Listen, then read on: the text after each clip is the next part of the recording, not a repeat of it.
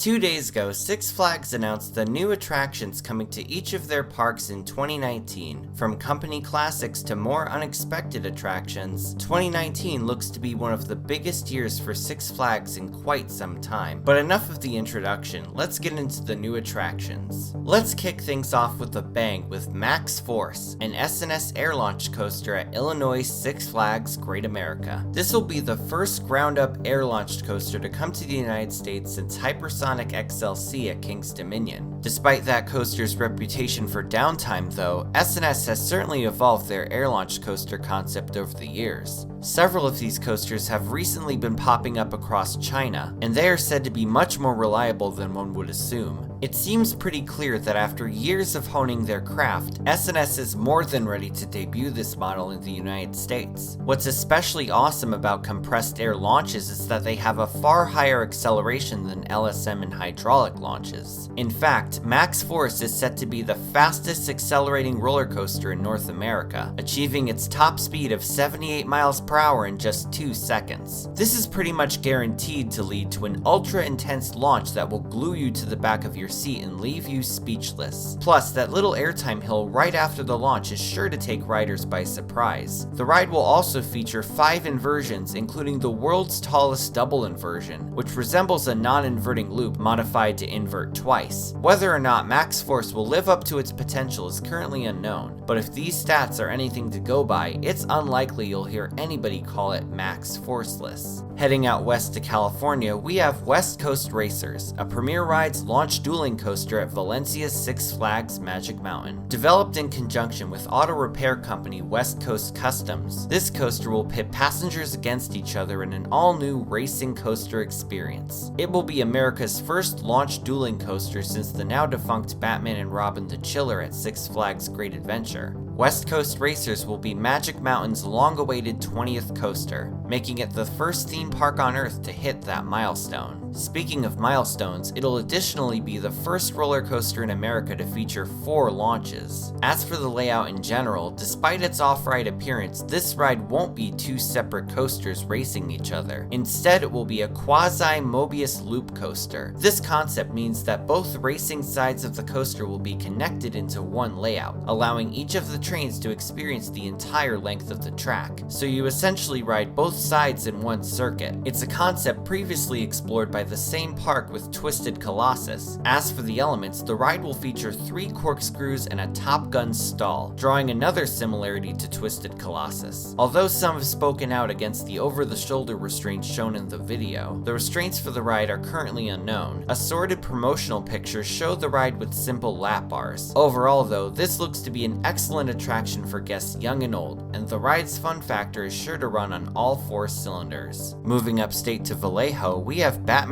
the Ride, the newest S&S free spin in the Six Flags chain at Six Flags Discovery Kingdom. After 4 themed to the Joker and 1 themed to Wonder Woman, this will be the first free spin themed to Batman since the original one opened in 2015 at Six Flags Fiesta, Texas. It'll feature a compact layout that will fit nicely within the park's 150-foot height limit. It'll be located right next to Harley Quinn Crazy Coaster and the Joker, which will add even more variety and excitement to the park's already sizable lineup of DC Comics attractions. Like all of the other free spins, its ride vehicles will seat riders on each side of the track, while freely flipping them as they traverse the top to bottom layout. Also like the other free spins, this one will offer a different ride experience with each circuit, so you never know how much you're going to flip in one ride. It may not be anything groundbreaking, but another coaster-oriented thrill ride is a welcome addition to Discovery Kingdom. Plus, it'll finally give the park 10 roller coasters. Next up, we're heading to a park that Six Flags recently acquired. The new attraction in question is Timbertown, a new kids area at Oklahoma's Frontier City. While it won't be branded as a Six Flags park, Frontier City is certainly getting a warm welcome into the chain. This new kids area themed to the great outdoors will feature several new kiddie rides for young thrill seekers in the making. These include 3 Zamperla kiddie rides, a jump around, a rock and tug, and an Aero Top Jet. And for those of you credit seekers out there will be a new roller coaster to add to your list as well. The park will be replacing its old Alan Herschel Little Dipper with a Zamperla Family Gravity Coaster. These additions are bound to breathe new life into the park and give Oklahoma families even more fun things to do on a day off from work or school. Speaking of newly acquired parks, next we have the Six Flags Sky Screamer, a fun-time star flyer coming to New York's Darien Lake. After years of switching owners, Darien Lake has finally returned to the Six Flags chain. Funtime Star Flyers are ranked among the best swing rides out there, and allow park guests to reach dizzying heights with the reward of amazing views. It's one of those flat rides you can never go wrong with. At 24 stories high, Darien Lake Star Flyer will give passengers an incredible rotating vista point of all of the park's attractions. Being located on an actual lake, Darien Lake has the perfect picturesque setting for a high-altitude thrill ride like this. It's really impressive that Darien Lake is already getting an amazing flat ride after just re-entering the chain, and the future is really looking bright for this park. Down in the LONESTAR state, we have the appropriately named LONESTAR Revolution, a Larson Superloop at Six Flags over Texas. In recent years, the Superloop has been a common addition for the Six Flags chain. With the exception of 2017, every year since 2015 has seen at least one Superloop installed in the chain. In keeping with Texas's reputation for doing things big, this Superloop will be the tallest in the world, tying the record with Mardi Gras Hangover at Six Flags Great America. Though far from original, these rides do have their place. They do still provide some excellent hang time and are aesthetically pleasing on any midway. Further down in Texas, we have the first of 3 Zamperla giant discoveries. First up is Joker Wildcard at San Antonio Six Flags Fiesta, Texas. This will tie the record with Magic Mountain's Craze Xanady as the world's tallest pendulum ride. Like other giant discoveries, it will see passengers around the circumference of a giant frisbee, swinging them back and forth at steep angles as the frisbee rotates. This disorienting attraction gives excellent views, as well as a forceful ride experience full of airtime and heavy G-forces. The one at Fiesta, Texas will be replacing Twister, the park's old topspin, and will be located right next to Superman Krypton Coaster.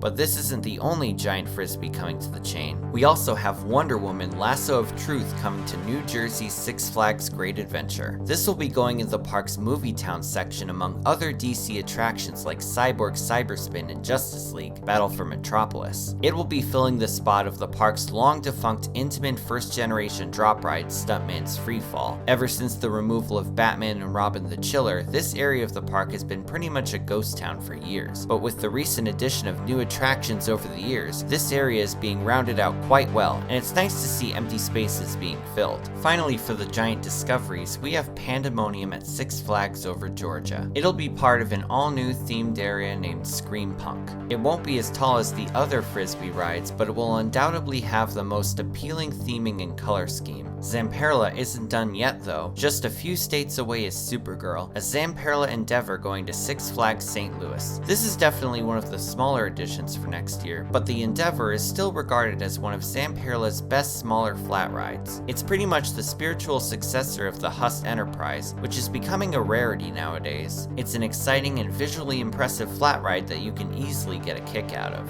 Up at Six Flags New England, we have Cyborg, an indoor Chance Freestyle. The Chance Freestyle is a small flat ride that was added to the Great Escape last year. However, unlike that ride, this one will be enclosed. The fact that it's indoors means it will be able to operate even in inclement weather conditions. Not much else is known about this ride experience other than it will feature special lighting effects. Now hopefully this ride doesn't get cancelled and sent to Mexico like the proposed indoor Wild Mouse they almost built. Returning to New York, the Great Escape will be expanding their water park to include Bucket Blasters, a mock ride's twist and splash. Fitting in with the park's focus on family attractions, this ride will seat passengers of all ages in several spinning buckets. These buckets each come with their own water hoses, which guests young and old can spray at each other. This interactive water attraction looks like a joyous and engaging way to cool off on a hot day, and there's no question why kids will be begging their parents to get back in line. Back on the subject of roller coasters, the B&M stand-up coaster Apocalypse at Six Flags America will be renamed and rethemed to Firebird. It will also receive new floorless trains.